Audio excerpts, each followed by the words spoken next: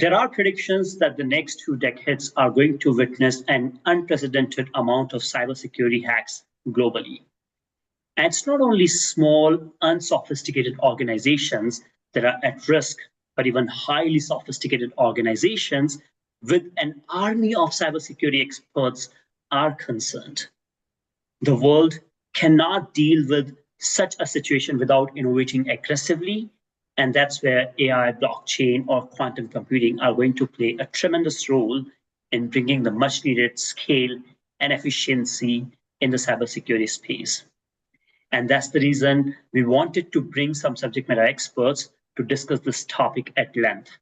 Hi, this is Pankaj Gupta from EthAum Venture Partners. We are a deep tech revenue scaler and fund based in Singapore with approximately 100 startups in the portfolio from different parts of the world, stages, and sectors. We are thrilled to host this panel in collaboration with CyberBay, a new startup in our portfolio from Hong Kong. I would request our esteemed panelists to introduce themselves, and then we will dive into the panel discussion. So may I request Siddharth to do a quick intro, please? Hi, my name is Siddharth Jain. I'm the Chief Technology Officer at LDR. I'm also a co-founder of Immersive, which is a metaverse company. And I'm also the founder and creative director at Playware Studios, which is a game-based learning, applied games learning company. All 3 companies basically work in government sector, healthcare, and finance sector for immersive technologies of different sorts. So game-based learning, XR development, augmented reality, virtual reality, mixed reality. And we are, very much in the forefront of dealing with cybersecurity issues for all our customers. Yes, so yeah, thrilled to be here. Thanks for having me.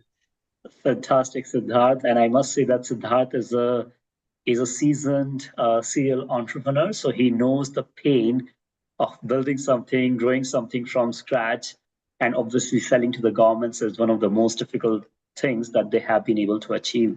So thanks a lot, Siddharth, for joining in today. Really appreciate your time. Mohan, may I request you to do an intro, please? Thank you, Pankaj. Good to have everybody on the session. So I'm Mohan. I'm the co-founder and CEO of Ofofo. I've been a serial entrepreneur in cybersecurity. I am on a mission to start a cyber resilience journey for at least 1 million SMBs. We focus a lot of things for an SMB. They struggle with a lot of things. It could be lack of resources, lack of CISOs, etc. We're trying to make cybersecurity accessible to small and medium businesses. I love swimming, and I do code. I'm a hardcore techie like Siddharth. And yeah, good to be here. Looking forward for interesting questions. Thanks a lot, Mohan. And I'm truly, genuinely excited, thrilled to see what Ofofo has been doing, has been able to achieve in the last, couple of quarters. I have been watching, and in my personal opinion, they have built a very much needed platform for the cybersecurity companies and for the SMBs who are looking for cybersecurity solutions at the right cost, with the right talent, and at the right timing. So again, Mohan, thanks a lot for building what you're building at Ofofo. Really appreciate it. Felix, please introduce yourself.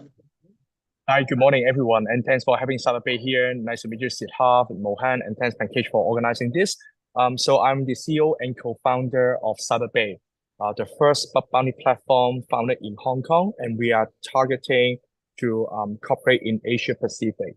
Our mission is to make cybersecurity accessible and affordable by using crowdsourcing and AI. And the reason why I started this startup was all the way back to my journey with PwC. I was a PwC partner looking at the cybersecurity team with 200 plus people. However, there's an upcoming trend. Although we have more and more technologies like firewall, EDR, MDR, etc. to protect us, we are in the world of with ample resources. However, the cyber criminals seems like to be always a few steps ahead. when I look at the secret sauce, I believe they have already completed their digital transformation by using crowdsourcing and AI. So I realized by using the traditional model, it is the right thing, but it is not the good thing that can be sustainable in helping corporates to continuously enhance their cyber resilience. Therefore, I choose to change my path to create CyberBay, and I'm looking forward to exchange thoughts and share opinions with you all. Thank you. Fantastic. Thanks a lot, Felix. Appreciate your time today. Next, I would request Galina, CSO at CyberBay and moderator of today's event, to introduce herself. Galina, please. Yeah, I'm Galina. So I have around over 15 years of experience in tech startups and working with different companies, like from startups to for-profit companies. And while I'm new to the cybersecurity space, like during my time working with different tech companies, I've noticed that, it's a huge issue that we're facing, that like there's tons of there's always cyber threats. And there's, as we kind of continue and launch everything into the digital world with the metaverse and Web3, we know that there's even more, gaps that we're facing. There's also severe, lack of shortage of cyber talents in the space as well. So I'm very happy to be here, mind your panel to learn more about the ways that, as founders and as cybersecurity specialists to see how we can work towards creating a better and more secure digital future. Fantastic. Thanks a lot, Galina. And I think you made the right choice to join in the cybersecurity space because it is evolving, innovating, and very much required for the industry. And I know, Galina, that you prepared some really interesting questions for our panelists. So why don't we start with the first question? Let's get some really cool insights from our panelists, from the subject matter experts, and take it from there, please. That's good. Thank you, Prakash. So I guess first of all, I want to better understand, what do you guys think are the top cybersecurity trends and innovations happening today, and how are you implementing them into your business? Let's start with Siddharth first. I think the biggest elephant in the room is AI and what it's going to do. I have a slightly different, perhaps, point of view on cybersecurity than most people because we do immersive technologies, and immersive technologies are mostly based on games, and games being the largest entertainment sector in the world today, and perhaps the only kind of FMCG, fast-moving consumer good category for software development, is rife with cybersecurity issues. More cheating happens. You can't meet a gamer today. You can't throw a stone without hitting a gamer. That's the first thing. You can't meet a gamer today who's never experienced some sort of cheating or hacking or threat to his experience, online experience. What my company does, or my companies do, is basically we move gaming technology into government sector, into healthcare sector, into financial sector. And we see that it's very, very challenging. There's a lot of different problems with the games SDLC that has a problem when you're trying to translate into enterprise use. But in all of that, it was already very tricky. In all of this, now the advent of AI has thrown a spanner in the works, because what we are seeing increasingly is not only are the attacks becoming more sophisticated, they're coming faster, right, and evolving faster, right? So that's a very major threat. So what we are starting to see is that it's ludicrously easy today to work, take off, go to Hugging Face, download a small llama model and train it to tell you the problems with a particular website or any kind of online access space, right? And so it's from a development perspective, it's become a nightmare. And I think this is only going to accelerate, right? Fortunately for us, the big service providers are still not allowing you to do that kind of nefarious activity on a Claude or a Gemini. God forbid if somebody who had that kind of tokenization available to them would run a vulnerability audit on any website in the world, they'd probably find out how to get through, right?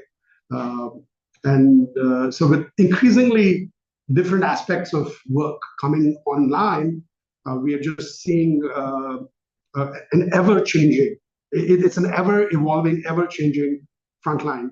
And it's quite nerve-wracking, actually. Every time we're delivering a project to the government, there's liquidated damages, there's performance guarantees and stuff like that. And so it becomes really, really, really hard to keep everything kind of going without going whole hog on the security aspect of the software development. That's very interesting. I definitely agree, because I also work in the gaming space as well, so definitely see a lot of what you're seeing as trends in there. So yeah, let's hand over to Mohan. I know you kind of run a cybersecurity marketplace. We'd love to hear your thoughts on it as well. Right. So I've been observing two things. Like I've been looking at what kind of motives would hackers have, and why would they actually hack, and what kind of collaborations does security engineers, etc. have, right? These are the two things that keeps me thinking, because I find the motives here. So if you look at it, right, the hackers are very connected, right? If somebody finds a bug, they won't just stop with that. They would actually go around, share that with other hackers. The supply chain attacks happen and all this happen. But on the other side, cybersecurity companies are protecting their IPs. They do not want one company to move to other company. There's not enough shared knowledge, right? Even threat intelligence is super expensive for cybersecurity professionals to sort of catch up. And there has to be something that actually binds these security researchers and analysts and CISOs, etc., that there's a community and there is a camaraderie around. And I see a lot of growth in cybersecurity products that involves community. For example, Felix's bug bounty platforms. Bug bounty platforms actually build a strong community too. And then the governments are actually trying to do a lot around that common point for cybersecurity professionals. Generally it starts with compliance and stuff like that, but it got boring and people started automating it and stuff like that. But one point where I see that convergence can happen is through quantum encryption, because ordinary companies cannot afford quantum encryption, right? Because the data is everything, and people get hacked mainly for data, and it's not secure anymore with AI, like Siddharth talked about. Anything is possible, and if you don't have that quantum encryption, maybe hackers would leverage AI more than they should to extract the data. So I feel, given the motives for the hackers, quantum encryption is something that um, excites me. And I think that is one of the trends where I see a lot of government organizations investing, and a lot of large players investing in US to compete with China, etc. So it's a very interesting trend there. Thank you, Mohan. The one point that I completely agree with is that you mentioned that hackers themselves are very connected with each other, and they have their own network, and then they share information, and that's completely true. And that actually just jumps right into, our bug bounty at CyberBay as well. So I think on the flip side, we ourselves, as cybersecurity specialists, we have to take, that same route, that same path that we have to crowdsource as well. So let's jump into Felix's bug bounty. Yeah, so thanks, Galina. And I just want to start with echoing with what Mohan and Siddharth mentioned, and for the trend, and also behind all the reasons why I think it makes sense to start a bug bounty platform using Hong Kong as the pilot, focusing in Asia Pacific, is because the definition of vulnerability is changing. It is evolving. So if we look all the way back to Web 1.0, basically, if a website or system up and running is good, but that is the era where we have the network penetration testing, network security. We need to apply patches. When it comes to Web 2, the major change of the hacking trend is about hacking the application layer, because it all connects to the database. So it gets more sophisticated. It looks at more like the business logic of the application. Now, we are looking at Web3, AI, a totally new era. And I think there is a drastic change of the definition in vulnerability. Using AI as an example, a company builds an AI chatbot to serve their customer, wanting to enhance the customer stickiness. What if the users or the malicious user can do some careful prompt engineering and to inject certain unexpected conversation into the AI chat conversation, resulting in attracting or allowing the AI to disclose more data or more secret. That is one form of the new vulnerability we are seeing. So considering we are now even more connected than ever, we are also using new technologies and looking at the AI, it is evolving crazily. I think like GPT released back in last year or 1 to 2 years or so in November, and now we are hearing news about GPT-5.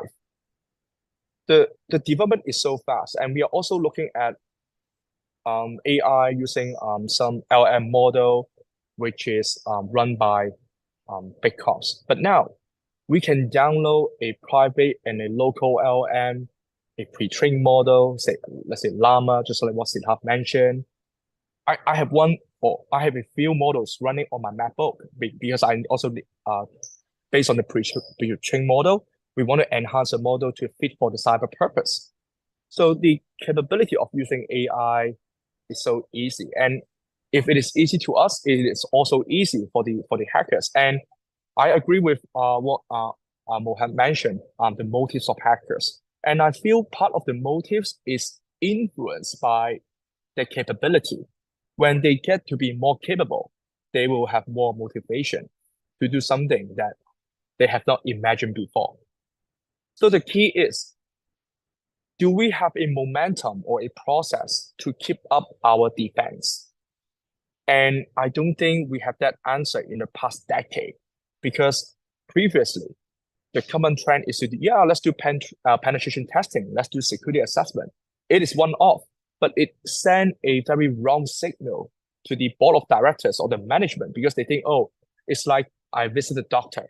The doctor say I'm healthy today. So going forward in the upcoming 12 months, whenever we have board meeting, are we secure? Are we safe? Yeah, we are. We did a health check 1 month ago, 6 months ago. But hackers don't stop. And because of their powers, they keep continuous and improve their technologies, their attack scenarios, their way of getting different data at different layers. So there's a need to have continuous security assessment, protection, and even rectification. So these are my 2 cents, and I hope that makes sense. Thank you, Felix. Definitely. So I guess, thank you for everyone for your deep insights into the trends and innovations that's happening today in cybersecurity. I guess based on all that we discussed earlier, kind of wondering, what are the critical problems? Like, what's keeping you up at night? What are most common sort of problems that you guys are facing today? With that, let's start with Mohan for this question. I could be biased, but I run a marketplace for SMBs. One of the most common problem that I face is consolidation. The cybersecurity market is super fragmented, right? If you look at CyberBay, it's playing and competing with probably 60 odd companies across the world who have some or the other presence in Southeast Asia, right? So that's one category in cybersecurity. And as per Gartner, there are more than 70 categories that has more than 5 billion in terms of market size. Now, when everyone is selling in cybersecurity, fragmentation is super visible, and it looks like it's broken. As a CISO, if you are a CISO or even a mid-market company, tech company in the mid-market, he would be hands-on stuff like that, but then he wants to buy a zero trust architecture product, then he has to get a quotation from maybe 12 of them or 15 of them, and then evaluate the product and then figure out what makes sense. That's an important decision of his life, and there are 15 products he has to evaluate, and it's not easy to get an answer. So my challenge today as an entrepreneur in cybersecurity is it's very fragmented, and in a fragmented market like this, where everybody is actually selling consolidated products, right? Everybody's selling one size fits all. I think that has to change, in my opinion. Every company is unique, and people should be able to afford security easily. That's my take on this. That definitely makes a lot of sense. So we definitely see lots of competitors, everyone's kind of like doing their own way. So we definitely want to work towards kind of like working together, for a better future. So definitely, I agree with you 100%. Siddharth, what are your thoughts on this? I would say that I have two major, two silos of concerns that I feel are big. One is that the attacks nowadays are becoming increasingly sophisticated, and when we are trying to harden applications for the sectors that we work in, some of our challenges include not just looking at hardware and software, but also what we call wetware, right? The person in the middle, right, is often the weakest point of vulnerability. I don't know if you are familiar, but in Singapore there have been a lot of phishing and attacks of that kind, scams, basically cyber safety scams that have lost billions of dollars of money from ordinary citizens through websites and applications spoofing and pretending to be something they're not. So they're trying to be a bank application, or they're looking to be a government application.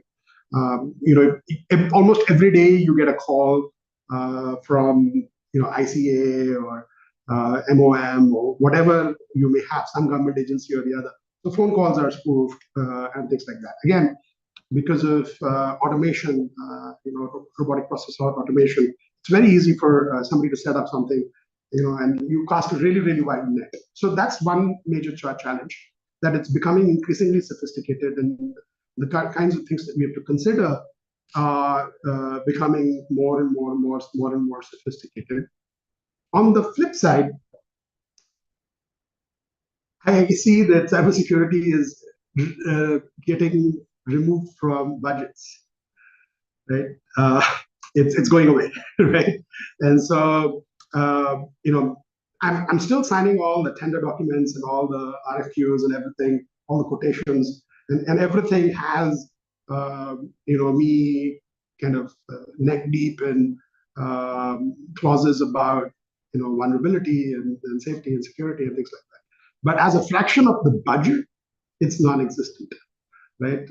That is never a factor in consideration. It's just something it's assumed that you have to do it, and you have to make it work, and it has to be safe, and it's just something that the client expects from you. So in this landscape, it's becoming really, really hard.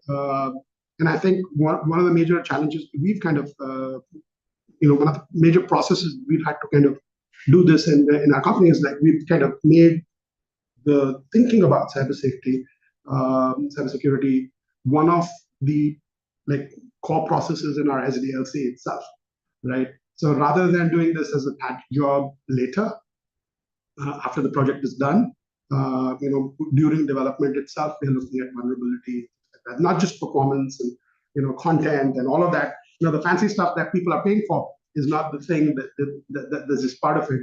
Right? But we've had to evolve our process such that it's something that we're constantly doing as well. Which again, it not maybe directly but indirectly does hurt the bottom line, right? So because it's something that should be explicitly in the contract, right? And it should be like its own line item with its own cost, right? But it's not. So that's these are my two main kind of main nightmares, recurring nightmares. Yeah, I definitely see your point. Likewise, I also see tons of cyber threats, like the frequency is increasing, the types of sophistication. I think more than over 60% of APAC businesses are being attacked these days. So I think we ourselves have to take a more proactive approach. Yeah. Felix, what are your thoughts? Yeah, so from my perspective, I think my fear is false sense of security keep growing. It actually goes to the corporate. I actually when I still a consultant, I do see major different types of mindset. So obviously there's an ideal mindset. Hey, I need to keep up my security. There's something I commit to my board. There's no regulation asking me to do that, but I know that's my obligation.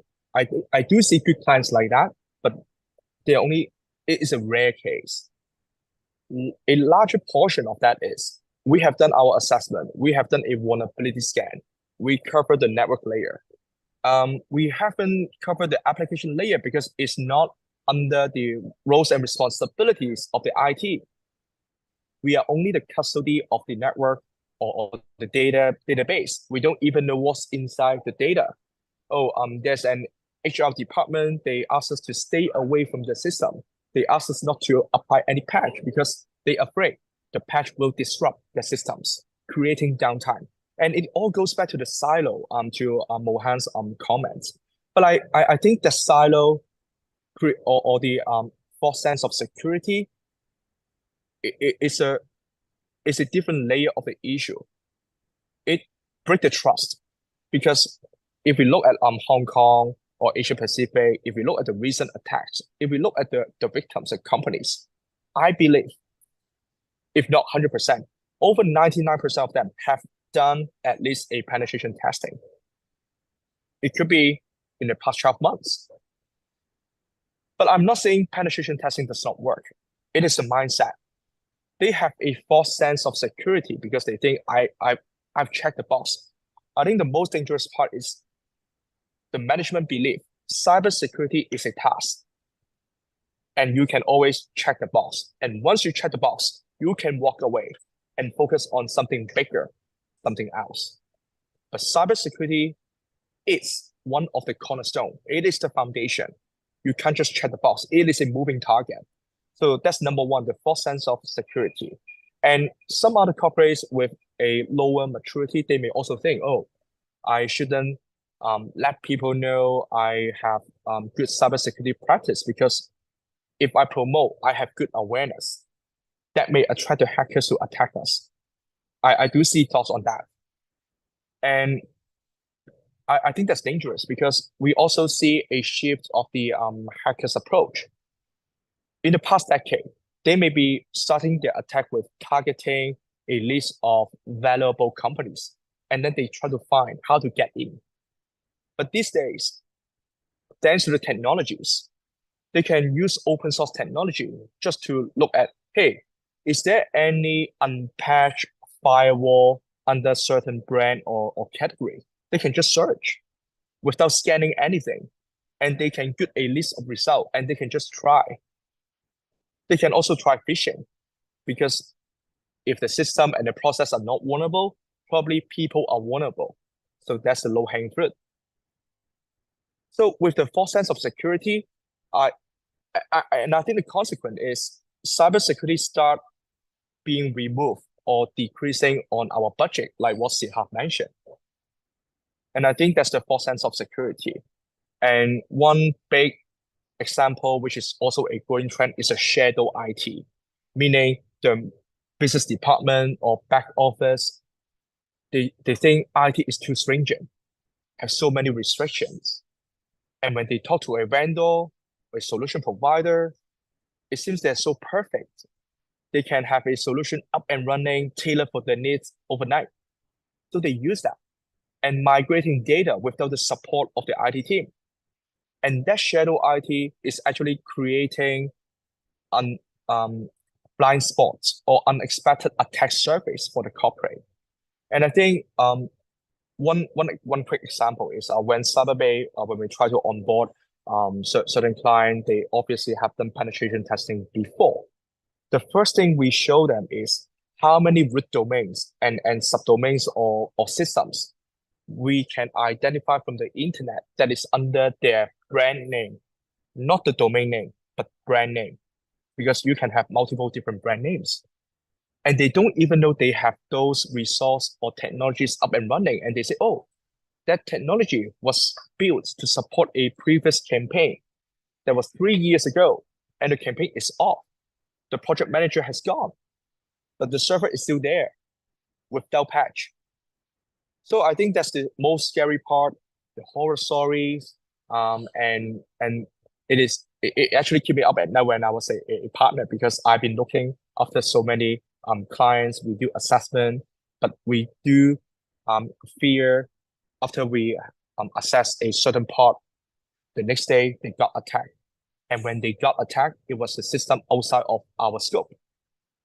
But we are creating a false sense of security. So that's my view. Thank you, Felix. So far we've talked a bit about the different businesses and all the trends and also the different problems that we are facing. But let's kind of look a little broader and see some of this also shaped by policies. So what are some cybersecurity policies that currently frustrate you? And what role do you think you can play in shaping these policies? Let's start with Felix. Yeah, sure. So I think if I look at Hong Kong, first of all, policy is there's a good thing about it. So let's say in the banking industry in Hong Kong, we have the Hong Kong Monetary Authority. They do have regulations under the cybersecurity policy to mandate and require the banks to do annual cybersecurity health check and attack simulation. That was good. It makes the banking industry more secure and more aware of the problem. However, the downside of that is the policy is being taken in the wrong way. The company think my obligation is to fulfill the obligation requirements. Everything above and beyond, it is very difficult even for a responsible CIO or CISO to articulate to the board why they need to do extra. So having a line there seems become a glass ceiling for the maturity. And later on, when the criminals evolve in their technologies or their attack approach, we cannot follow. And from that point onwards, a policy without updates hinder the development of the corporates in their cybersecurity roadmap and strategy. So I think I won't say policy holding anyone back. And the purpose is to align the understanding and help people to understand. However, I do believe the concept of risk-based approach needs to get into the policy, in the policy-making process, make it more flexible, and also have a shared responsibilities, and let people know, okay, this policy is really the red tape, the red lines, okay? This is the bare minimal requirement. But one of the minimal requirement is we expect continuous improvements. And there's another layer is for policy, obviously, it is a set of do's and don'ts. And it usually typically focus more on don'ts. But is there a boundary to encourage people what you can do? For example, yeah, they encourage you to do security tests, penetration testing, stress tests. You should have SOC. Those are controls you need to put in place. However, I believe the policy should also have a position to encourage a more open environment, like vulnerability disclosure program, like the bounty program, and also to recognize and acknowledge individuals who use their personal time to help corporates to identify hidden bugs and give them recommendations to improve. So I think this is currently not explicit enough in the current policy landscape or the regulations. And as a result, using Hong Kong as an example, we do see the banking industry, they are quite advanced in terms of maturity. However, if we look at NGO, public sectors, or even SMEs, very behind. So, and I believe the policy or regulations have a part to play in this aspect. Great, thank you, Felix. Siddharth, what are your thoughts on the cybersecurity policy, and what role do you think you have in in shaping these policies? I'm in Singapore, and I think Singapore pretty much has the best, cyber safety regime. They're trying really, really hard. There's a lot of support from the government. As an SME, you can go to the SME center. and get funding for your consults or your. There are pre-approved lists of vendors, consultants that the government maintains that actually offer subsidized access, right? So, government pays close to 70%, sometimes up to 70% of whatever the cost is. So I don't think the government can do more from that perspective. So I think, whether it's PDPA laws or cyber safety laws, I think it's, from the government side, I think in Singapore, at least, they've been very proactive and they've been very, very, very effective for, Felix was talking about the Monetary Authority of Hong Kong. Monetary Authority of Singapore has been very active. You don't know, maybe one of the largest banks in Singapore was recently censured for a few minutes of downtime, right? In an almost spotless multi-year of operations. So the government is really on top of it. They are very kind of familiar. They're trying very hard. There's actually a very active cyber crimes division in the Singapore police force as well. So I think that they are, from the policy level, they are trying. I think the complacency that Felix mentioned is there. It's not. I don't think that that's because of corporate policy, government policy. But yes, on a corporate level, awareness level, I don't think that perhaps it's taken as seriously as possible. On a daily basis, people are pretty lax about their own devices. Even though these are free services, a lot of these services, cybersecurity as a free service is available from pretty much all ISPs for individuals to use. Where I hardly know anybody in my friends circle who has got it installed, right, on their device. So people don't encrypt their devices, they don't encrypt their data. All of that is kind of there's a lot of free Wi-Fi in Singapore, and again, people are kind of very, very gung-ho about just assuming that just because it's an access point and they're in Singapore, it's going to be safe. So I'm not saying that there aren't safe. There is a free FireLess from SG available from the government, but that's not what you're always logging into, right? So I think at least in Singapore, I can say that it's not a policy level issue.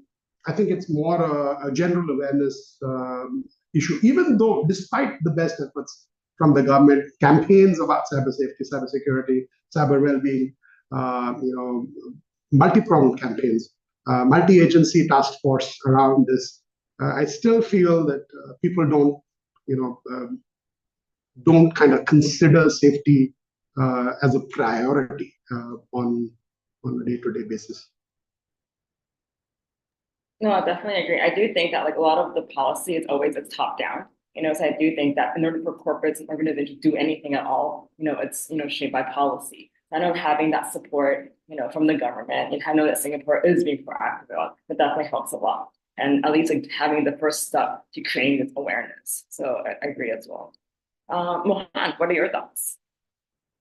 I think Felix and Siddharth has covered most of it, but I'll give a interesting context with the latest policies, right? If you look at India, you have DPDP Act, which is around privacy and stuff like that. The government started creating or making the policies from 2019, and before the COVID actually happened, right? COVID slowed down everything. So the policies and the government released the policies too. And I give a small example, right? You make password complexity a really important policy in almost every form of compliance or regulation, right? You tell, there's a line clearly that your password should be at least 16 characters and you should change it every 3 months, right? But ideally, by maybe that made a lot of sense when the policy was written. But today, if you look at it from the adoption perspective or technology perspective, passwordless logins and multi-factor authentications have more throughput than actually creating complex passwords and creating frequency around changing the passwords, right? So I think the frustration comes mainly that the passwords are, I mean, the regulations are good, everything is good, the government is pushing, etc. But then it's a bit outdated. It was for yesterday, it's not for tomorrow, right? If it's for yesterday, most companies would be like, okay, let's just implement it. I don't care how the user experience would be. I don't care how the throughput would be. All I want to do is tick the check boxes, right? So I think most compliances, and it's natural too for a large country to follow particular rules and regulations. It's gonna be always the catching up game. And for me, the biggest frustration is that okay, the policies are for yesterday. It's like it has to be for tomorrow, right? So, and it's a challenge. So that's what I think is a frustrating thing about any of the compliances.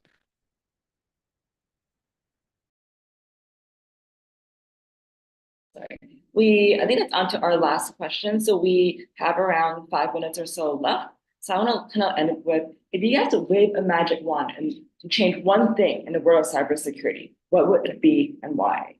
Let's start with Siddharth. I'd basically physically shake everybody's head and just tell everyone that think about it, think about it seriously. It'll save you a lot of money, it'll save you a lot of hassle, it'll save you a lot of time. I would just create more awareness. I think that's the main thing, right? If tech is going to be something that you're going to use every day, you're never going to leave your home. And I'm like, I don't know, maybe adventure sports people do, right? And take stupid risks on the road regularly. Then why would you go onto the internet and do the same thing, right? So I would just kind of drill that down. I think better education at the school level in a more interesting way. I think some schools, I know that in Singapore at least, have started trying to do cyber awareness, cybersecurity awareness, hackathons and stuff like that, where you get a chance to try on the black hat, white hat, gray hat approaches, and I think that really does raise a lot of awareness. But yeah, I think if I had just one thing to change, I'd say greater awareness is the main thing that I'd kind of like to see. Great. And Felix, what would you like to change? Well, I want to change people's perspective on cybersecurity. Instead of seeing it as a checkbox or an obligation, they do see the benefit of doing that. When a gamer build a game, they will think, can we prevent someone from cheating, from exploiting the resources? And I also want people to see that having good cybersecurity is something cool, something you can show off. It should be something shiny. It shouldn't be something hidden behind the scene. Okay, if today all system is up and running, no attacks, that's good. But if things happen, we point fingers on the IT security team, and I don't think that's the right culture. So if there's a magic wand, I do hope cybersecurity become a stronger community that get more respect from the world, because they are builders. They are builders, and they're also protectors of all other builders. So I do hope there's more esteem, self-esteem and privilege in this community. Thank you, Felix. Mohan, how do you feel? Yeah, if I have a magic wand, I would convert cybersecurity, which is sort of like an insurance industry, into probably a mutual funds industry, so that people can see their results, and they would sort of look at it more like an investment than an insurance, because I think fear is not going to solve the problem. So I would need a big magic wand to do that. But yeah, I would do that. I would make cybersecurity more like mutual funds and stocks, rather than making it more like an insurance. And that way, I think it solves a lot of problems because like Siddharth said, right? I mean, education, I mean, financial inclusion is something that everybody gets educated on, right? So that is what is the most powerful thing. So I think I would just change that. Thank you, Mohan. So yeah, so that kind of wraps up our panel today, but I really want to thank Siddharth, Felix, and Mohan for getting together today because I know that we're making huge strides in the world of cybersecurity. But as we discussed, hackers are working double time. There are more cyber threats. And as we further embrace technology in all parts of our life, like everything's going to increase, So I feel like we all have the same goals. We want to educate next generation. We want to raise awareness. I think we're all taking proactive steps to kind of like further in all these different endeavors. So I feel like we're having a great discussion today, and we thank you for being a part of, and we enjoyed hearing all your thoughts on different matters. Hey, thank you, Galina. So you mentioned that hackers are working double time. So probably I wish that hackers don't have such a strong work ethics. they are a bit lazy, and probably cybersecurity experts are more innovative and they have stronger work ethics. But hey, thanks Siddharth, Mohan, and Felix. I think the session has been extremely insightful, and I could sense the passion about the space in your insights, in your words, in your eyes. So really appreciate that, and I know that we could have kept going on with this for hours and hours, but now we have to move on to the next segment of the event, which is roast session. And I love roast session because this is a very unique sort of initiative that we started a couple of years back. And why? Because most of the time, startups are not able to get brutal, honest feedback on their solution. Most of the times, they get a sugar-coated BS, which does not help anybody, right? And we want our startups to hear as much critical feedback as possible, learn from it, improve, and then grow. And that's why we started hosting roast session, and we love that. I don't know about startups; they may, sweat and probably cry, but we absolutely love it. So in this segment, Felix, CEO of CyberBay, will give us a short presentation on what CyberBay is, and then he will seek brutal, honest feedback from Siddharth and Mohan. You don't have to shy, you don't have to hesitate. Please be as open, as honest as possible. Okay, go ahead, Felix, please. Thank you. So I'll use 5 minutes to quickly introduce CyberBay as a platform to you all. I think we talked about all this in the panel just now, the problem, the cybersecurity attack getting more frequent and more sophisticated. But one thing that worth taking a note is that the talent gap is increasing. So the more criminals, but less protector. So that's what we are seeing right now. And also, obviously, the cyber threat come in different ways. But I think behind the scene, the root cause, why the financial losses, data breaches, and disruption happen so easily. In my observation, I do think there are two things. First of all, it's a crowdsourcing. But crowdsourcing is only the cover, the top layer. Deep down, it's about diversity of the skill set. So if we take a look on the recent ransomware attacks, so let's say there's a corporate being held ransom, and obviously first now the number one thing is that the cyber criminal group on their dark web in their portal, there is a countdown. They will say that, okay, this is now our victim. We are counting down. If we do not receive the ransom in cryptocurrency, we'll release all the data we got hold. Now, one symptom or one observation we have is when a victim got the ransom, usually they're only getting ransom from one criminal group. So if we imagine a corporate is full of vulnerabilities or loopholes, it shouldn't be the case. You should see multiple cyber criminal groups ransom the same victim because they all have access to the corporate, but we are not seeing that.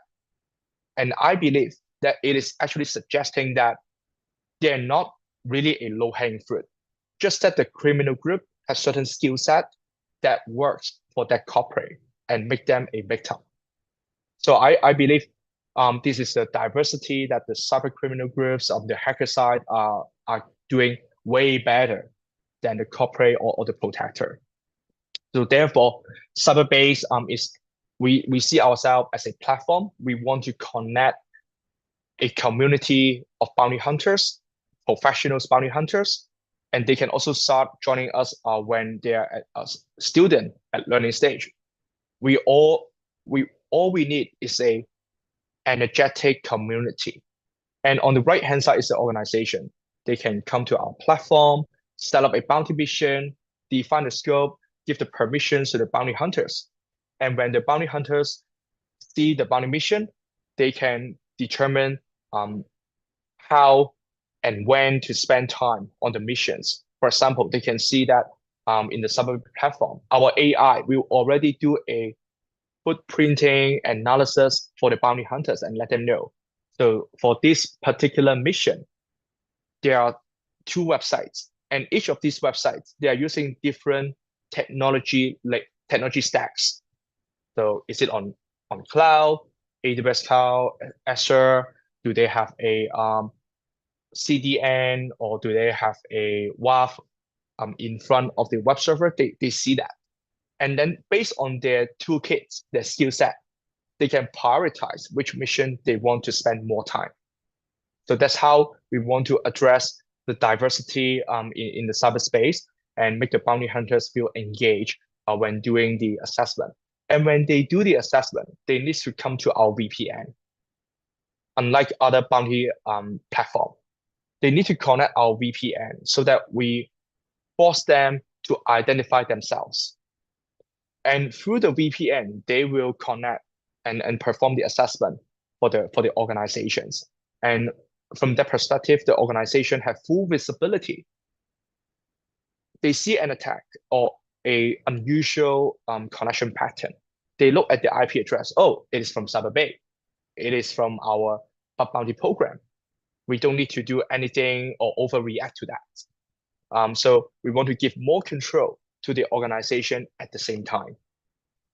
So unlike traditional security testing, what CyberBay is offering is a bug bounty program that is, it is a bite size. It allows more control for the corporate, and it allows the corporate to receive assessment from a wide range of bounty hunters, because unlike consulting firm that will have a proposal with a fixed fee and with a fixed team, and then the corporate will review the CV. Are they good enough? Because that's the only chance they can control the quality. After they pay and sign the engagement letter, it really depends on how diligent the assessor are. I do believe they have their professional ethics. They'll try their best. But the company, in this sense, is paying for the effort. They're not paying for the results. So what CyberBay bring it to the next level compared to other bounty platform is we do have a pay-as-you-go business model. No bug, no fee. And we'll talk on that later. So in short, we want to make it cost effective. And we allow corporates, when they set up a mission, we allow them to set up the bounty price based on their budget. So they can put in $1,000 for a bug, or $2,000, and they can see what is the average right now, and they can choose, should I put up a bounty fee higher than the average? The higher they put, the more bounty hunters they can attract on their missions, and it is more diverse skills, and also attracting more bounty hunter for continuous testing. And we also help to protect the reputation of the corporate by using private bounty if they don't want to disclose too many things. On the other way around, we can let them invite reputable bounty hunters to help on their bounty mission. So I'll highlight the key points on this page. I think 2 or 3 years ago, when we talk about cybersecurity and DevOps, we say DevSecOps. The key concept is to shift left. But right now, I do believe the concept is we should have cybersecurity at every single stage. It's not just about shifting left. It's all about continuous, creating the momentum. And that's exactly why we create the bounty platform. And in our bounty platform, we help to create the trust. Obviously, we have KYC just like all other bounty platform, but it is mandatory, even for public bounty mission, to fit the culture of Asia Pacific or Asian region, because we do believe corporates would like to know who they are. And also we have our VPN for continuous monitoring, so that when a bounty perform an assessment, we have the logs. Our AI read the logs. Our AI can already know what are the likely attack is successful or as a false positive. We still allow the bounty hunter to submit the report, but when they submit the report, our AI will reconcile with the logs. And actually our AI will create our own report and do comparison. If it makes sense, we will auto accept the bounty hunter's report, put it through to corporate, and the corporate have a chance to do a preview. If that makes sense, they can choose to pay. So that is basically the pay-as-you-go model. Now, coming to the commercial part, on top of the pay-as-you-go model, which is designed for corporates who are new to the bug bounty idea and want to get a taste, we design a package for those who are quite aware of their cyber needs. So some may think, oh, I really don't have too many things on the internet, or maybe I'm a group CISO. I want to know how are my subsidiaries doing, so they can subscribe a cyber scan model.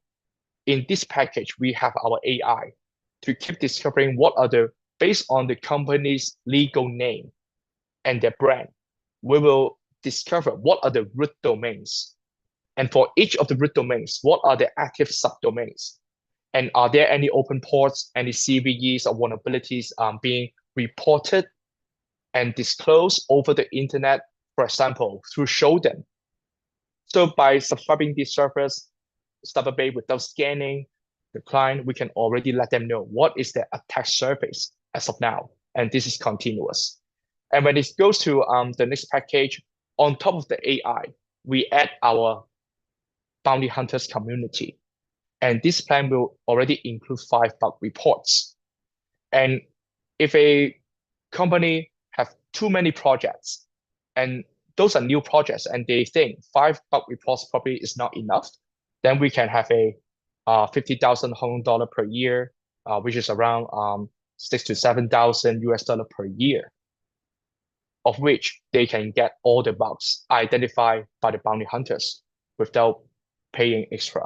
And CyberBay will be handling the bug bounty program on behalf of that company. We'll be adjusting the bounty fee. So although it's not yet like a fund or a stock, but we use it to try to attract bounty hunters to direct their attention. Last but not least, for the corporates using CyberShield, no matter it's the basic or the premium, we add an extra layer of protection.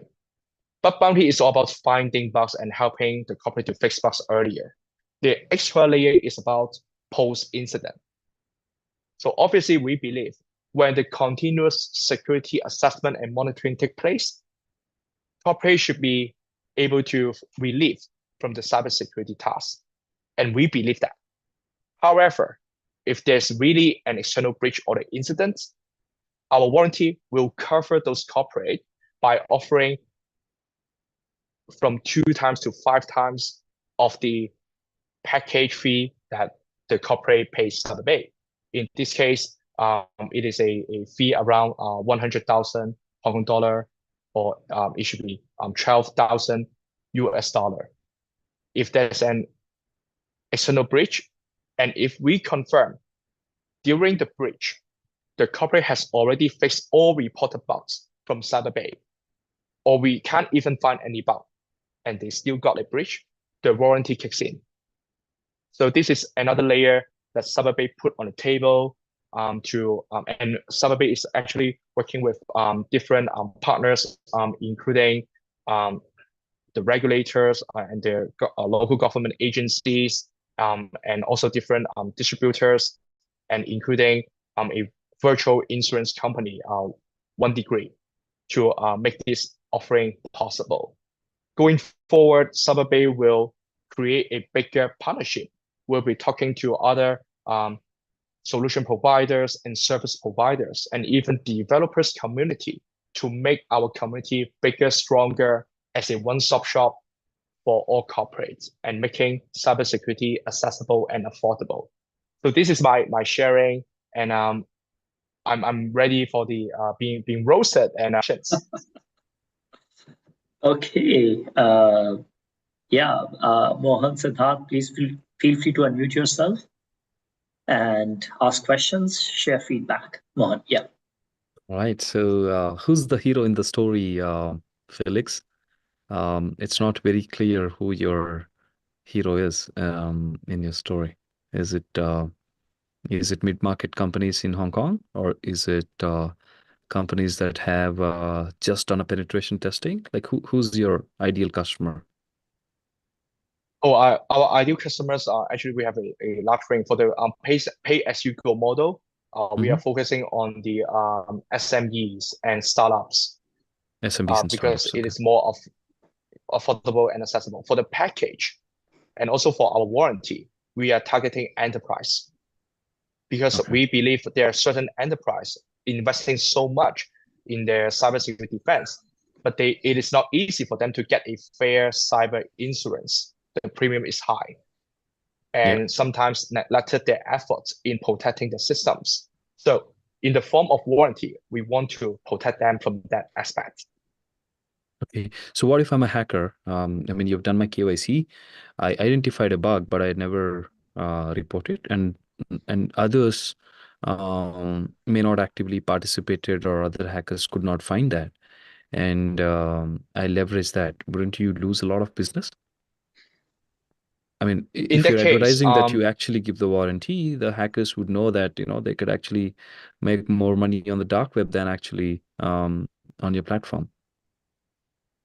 So with or without CyberBay, the bounty hunters always have their thoughts in their mind, and I think CyberBay is trying to provide a new option for the professionals who want to report bugs and do good to the society without being treated as a bad guy. Because if we look at this world, sometimes it's quite crazy.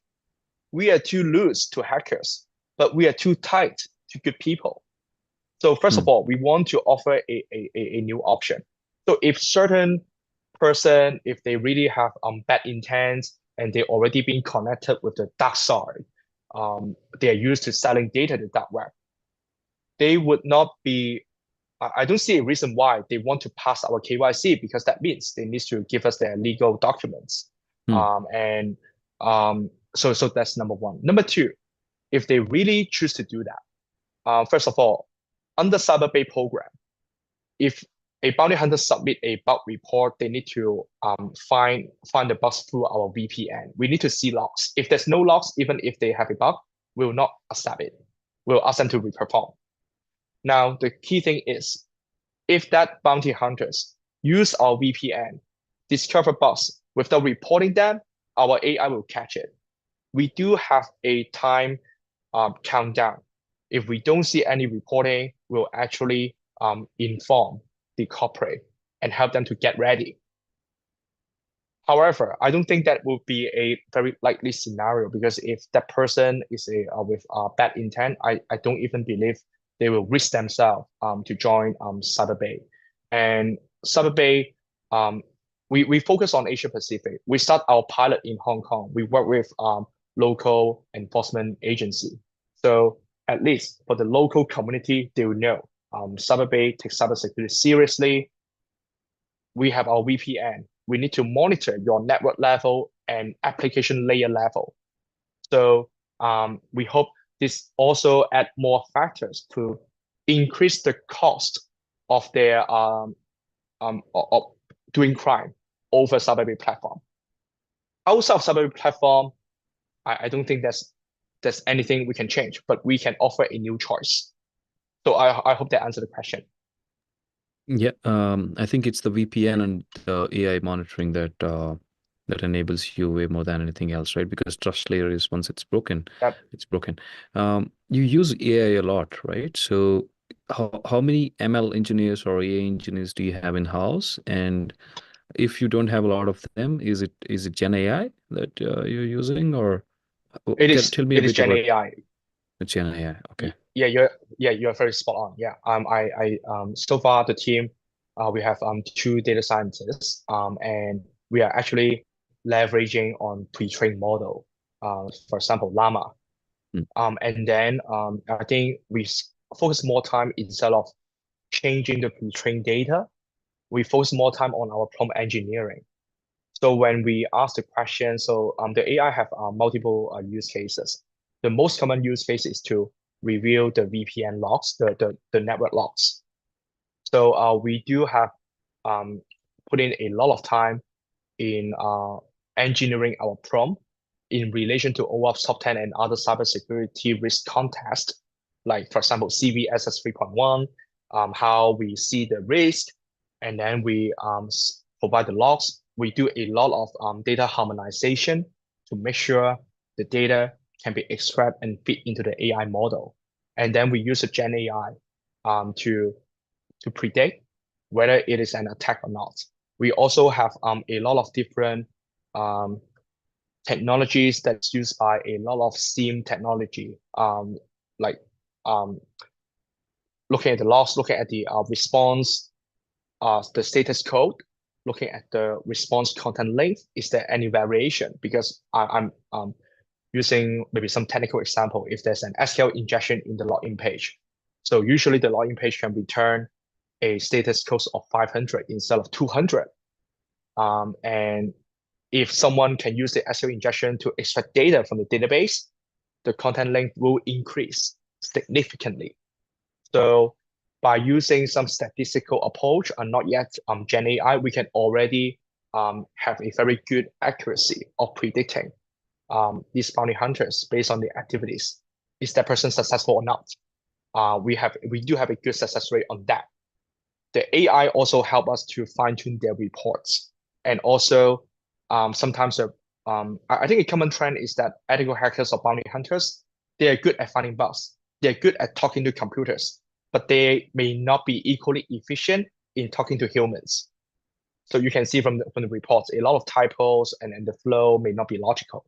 So our AI will also help understanding the context and then help to revise a better report. So that is one common use case for the AI in identifying bugs that was triggered in the bug hunting process but not yet reported, help preparing better reports, and also triage the bug report and see if it is a false positive or not.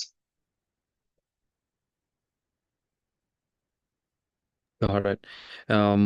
What's your moat? This would be the last question now. Sorry, Siddharth, keeping you waiting. I'm too excited because this industry, I mean, this bug bounty and this is a industry that is close to my heart. So what's your moat? What's stopping HackerOne or Bugbase or any of these guys to come to Hong Kong and sell? I mean, I'll also back it up with one more interaction, right? I think I met you in 2018 during a Hackfest. It was part of my previous company. You came in as a bounty hunter. You were one of the few guys that that your ex-company talked really highly about and said, okay, if you have to send two hackers, here is these two guys, and you are one of them, right? So you have the ability to, I mean, you would have built the community already for sure, right? Between the white hats and gray hats. Now, other than that community from your past life, what's the moat here, right? What's stopping HackerOne or anybody else to come and just repeat your model and offer the same pricing and uh, and sort of take over the community that you build at PwC? Right. I think that's a powerful question. So I don't think there's, so first of all, HackerOne cannot stop CyberBay from leveraging on what they have built. I do think there's a lot of inspiration over there, not just HackerOne, but also other vulnerability disclosure program, etc.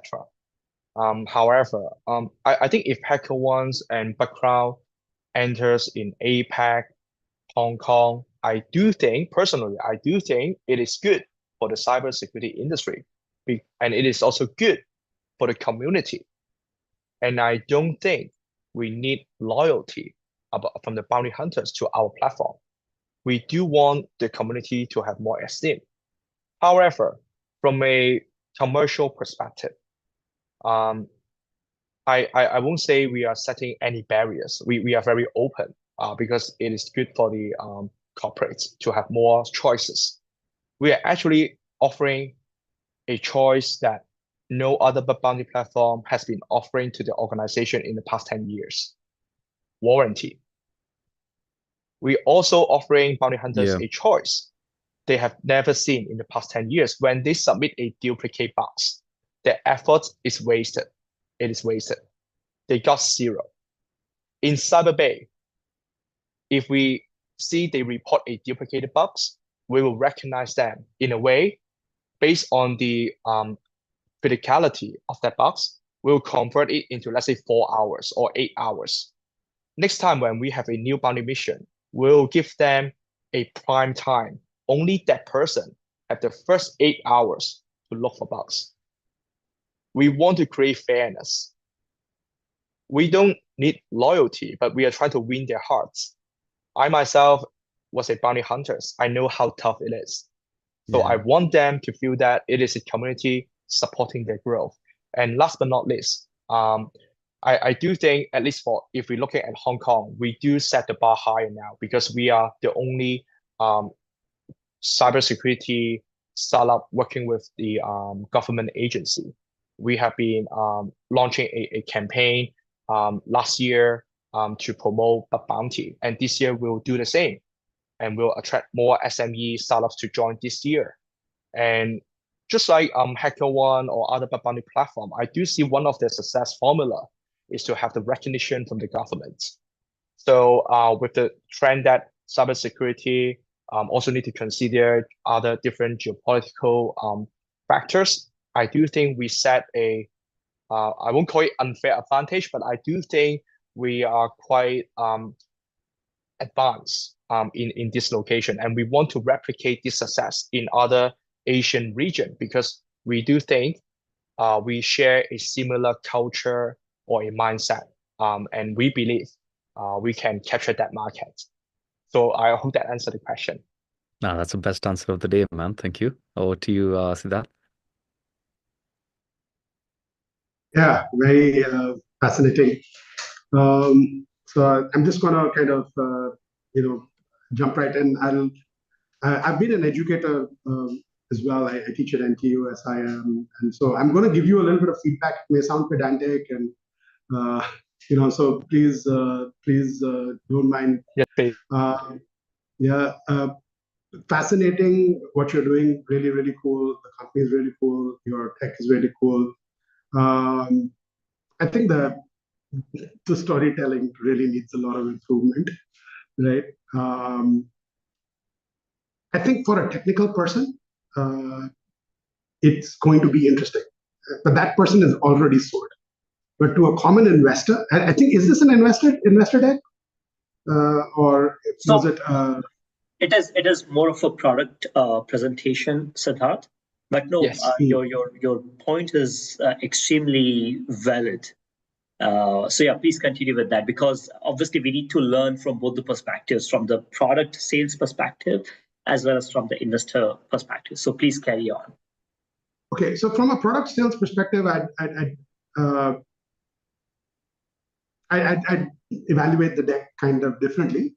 From an investment perspective, I'd evaluate the deck very, very differently. So let's just have some clarification.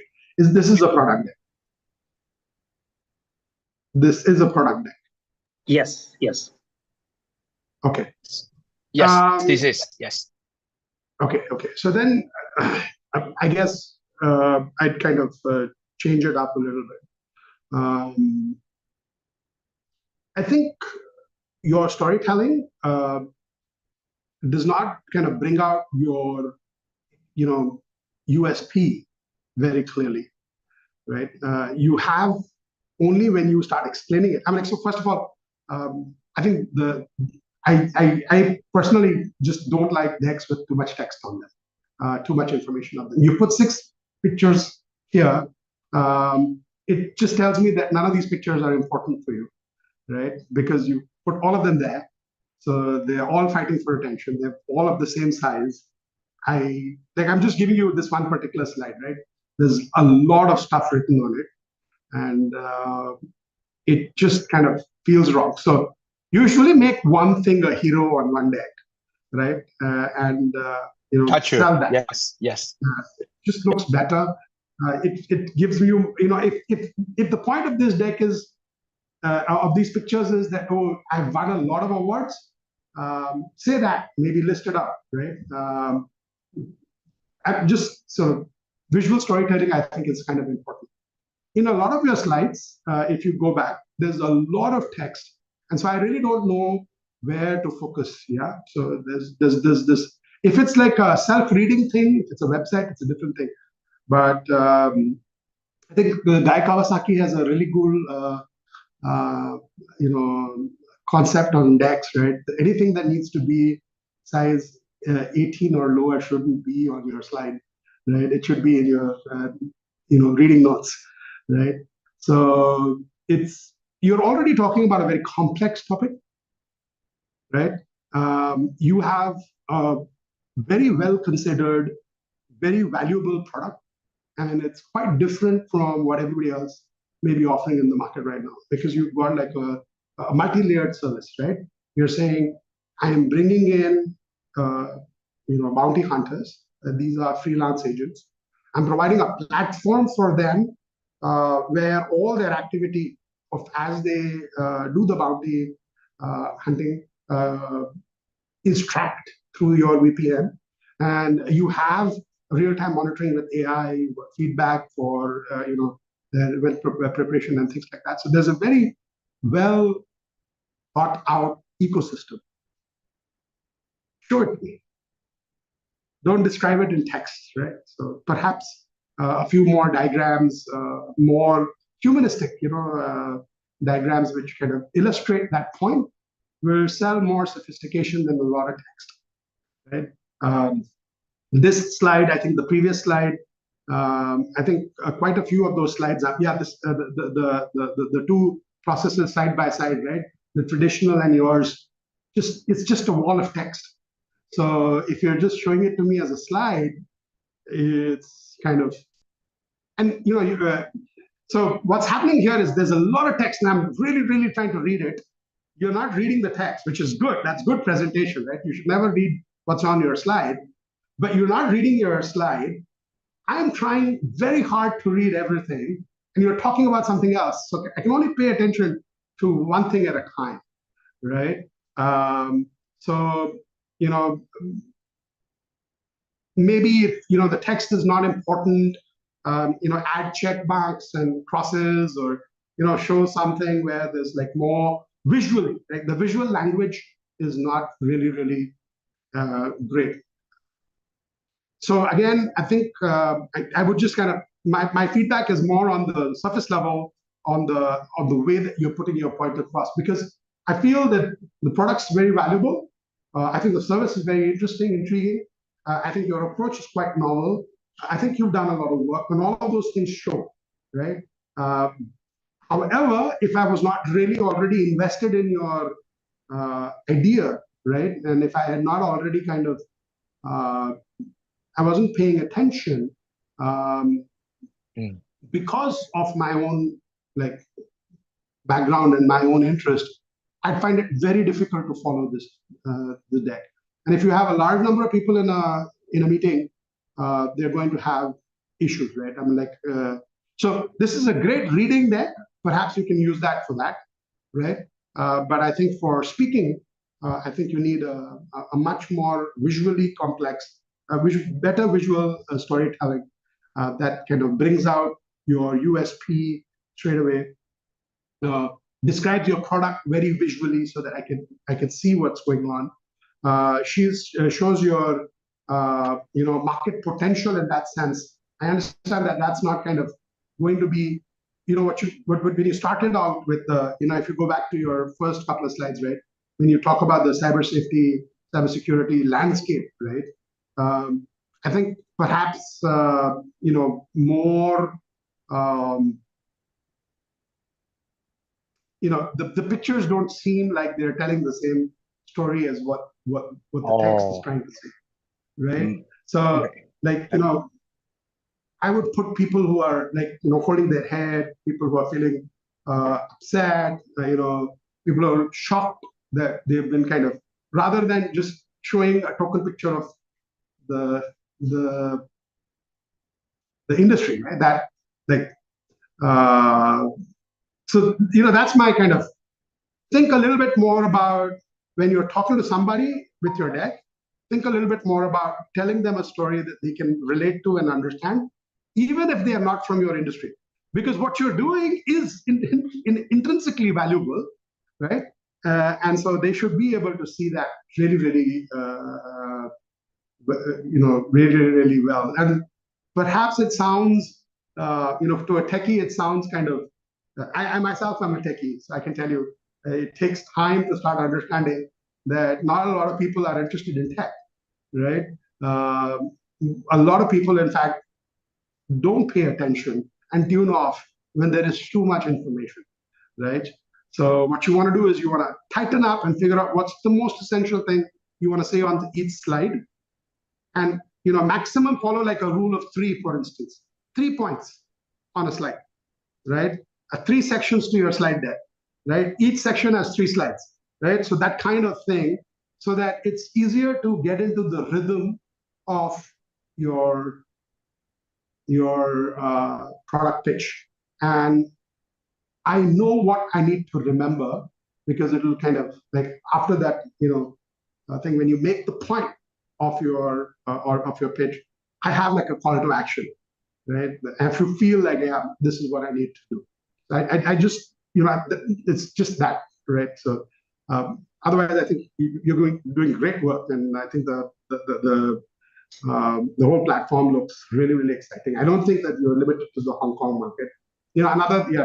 Put US dollar pricing, so it's easier for people to understand. I think it's really, really cool what you're doing. Hey, Siddharth. Thank you. Give me your address, please. I need to send a box of chocolates to you.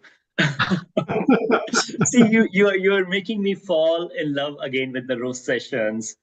And this is the whole reason why we started roast sessions, because sometimes because we are so much involved into day-to-day activities of the companies, we just don't pay enough attention to what outsiders may be thinking about, right? And it happens to all of us, right? And that's why thanks a lot for bringing this perspective on the storytelling. And I think that's extremely, extremely crucial. So really appreciate that. Really appreciate that.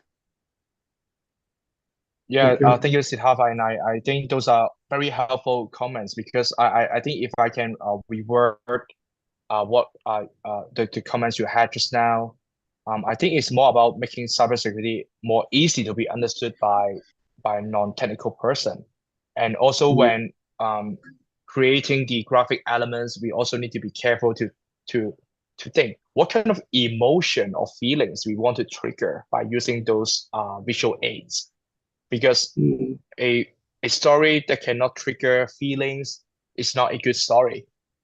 So thank you. I think it's also because of my past experience as a consultant or as a bounty hunters. We care too much on adding fast data, and we are pretty greedy. And sometimes we might forget to highlight the most important part. Don't put 6 pictures. Just highlight the one thing, or keep the topic sentence at the title. So really appreciate for reminding us. And I think you do have that comments because you are from the gaming experience and make things looks cool and engaging. And I think that's what we need to work on. Really appreciate that. Thank you.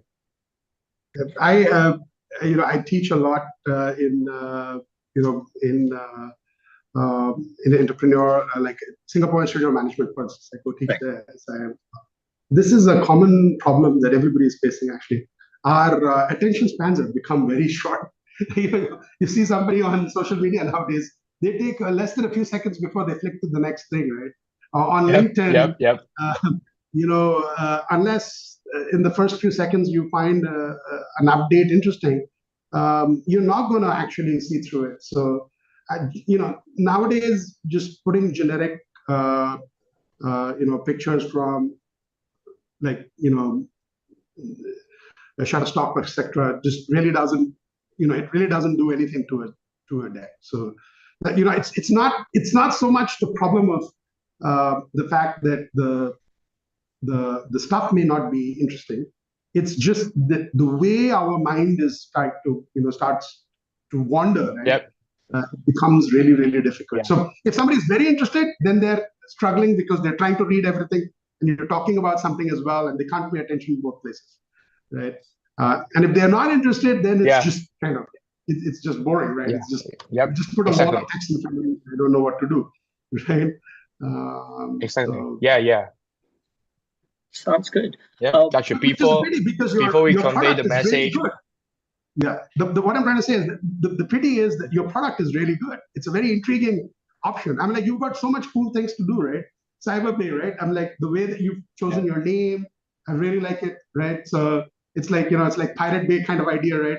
I'm bringing all the hackers together, but this is for protection, right? So I like the visual imagery that comes to mind. I like the terms you're using, like, the bug bounty and things like that. And, you have all the cool stuff. You've got AI, you've got, the whole KYC process, you've got the warranty and things like that. It's an exciting product. You have traction with the government and things like that. So it's a very intriguing story, except it doesn't come out unless somebody's paying attention, right? So yeah, that's my kind of 2 bits. Thank you. Fantastic. I would, I know that I'm being a bit greedy over here, but Mohan, I know that you have been in the cybersecurity space for such a long time, and you're working with so many other cybersecurity organizations through your marketplace. What is your guidance on the go-to-market strategy for CyberBay to expand from Hong Kong to whole Asia Pacific? What are your thoughts on that? Yeah, I've been thinking, right? So we have 2 platforms on the platform on OFO4. There's Bug-Base and there's one more called Tulsi, and both of them are catering in India. And I think you have to be super targeted in terms of your approach, Felix. You have to figure out who are the companies in Hong Kong that have invested on pen testing. And that's not difficult to get, right? So you could go to your, there are more than 100 companies in Hong Kong that does pen testing. Go to their websites and you'll see a lot of logos, right? So probably 10 logos or 20 logos a company would give you 2,000 logos of who are all the pen testing companies that, who are the clients of these pen testing companies, right? And it's easier to sell to companies that have invested on pen testing rather than, because it's timing. End of the day, it all boils down to timing. What is the timing at which you're pitching to the customer? If you're pitching when they have a need, the possibility of closure is way higher than when you are basically creating the demand and stuff like that. That's one. Second thing I could suggest is you pick up your heroes. Your heroes are your hackers, white hat hackers, and bring their faces out. I've registered on your platform. I've tried signing up and played around with it today in the morning before getting on this call. There are no faces on the platform, right? For a customer to build the trust, the most important thing is the faces. Cybersecurity is always about trust, and trust travels at a speed higher than the speed of light, right? So having the faces is the most important thing. I would suggest you doing like Siddharth said, right? A story involves a lot of faces too, right? That would help you in building your story, making them the hero. At the same time, if there's a way, you can create content around these OWASP top 10, how each of them found the bug. Let the community build the community for you rather than you just creating the community, right? So maybe a lot of sessions, videos, faces, etc., of the community that is part of your platform. I think that's very powerful. And you should also do a lot of offline community meetings too, right? So in India, there's this a forum called Null, which does a largest cybersecurity event for young hackers and bounty hunters, right? So and that's an opportunity for you in Hong Kong, because I've sold in Hong Kong from 2016 to 2019. The community is very closed, right? And you're local there. You've worked with PwC. You're part of a lot of white hats around there. So I think you should focus a lot on making the community build the community, and the best way to do it probably is put the faces of the people and the stories out. That could be a lot of inspiration. An example that I can give you is when PingSafe, one of the founders, who was a great bounty hunter, sold the company to SentinelOne. There was a lot of attention on HackerOne because the story was about that guy selling his company, but he started his career as a bounty hunter. So that's like an ideal growth journey for everyone who's seeing that video, that, okay, somebody registered on HackerOne and they actually started a cybersecurity company and sold it to SentinelOne for more than $100 million, right?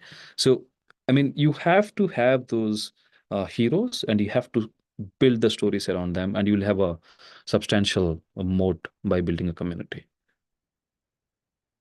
And we can definitely onboard you on Ofofo and see how we can get you customers other than from Hong Kong.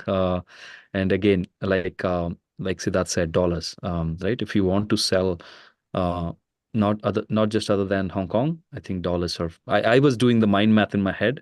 Last I've been to Hong Kong was 2019, and I was like, okay, what could be the dollar rate now? And I tried doing the conversions from Hong Kong dollars to US dollars, and I was like, okay, it's a little tricky. So I think you have to get the story out, and there's no better than getting the people's faces out. Yep, thank you. I think you highlighted the essence, and I think it's actionable for us. The faces, the stories, build stories for our bounty hunters as well. They build stories for the community, and it's not just the CyberBay story. We are here to help the bounty hunters to do greater work to the society, and each of them should be a hero.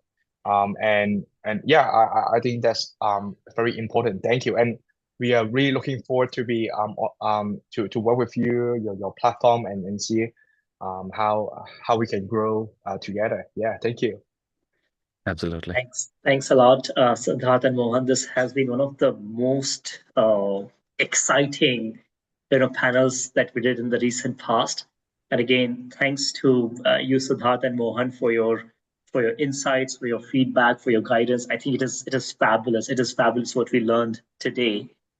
Please go ahead. One quick one. Actually, just building on what Mohan just said. I wish it was my idea, but I think he kind of almost said it basically.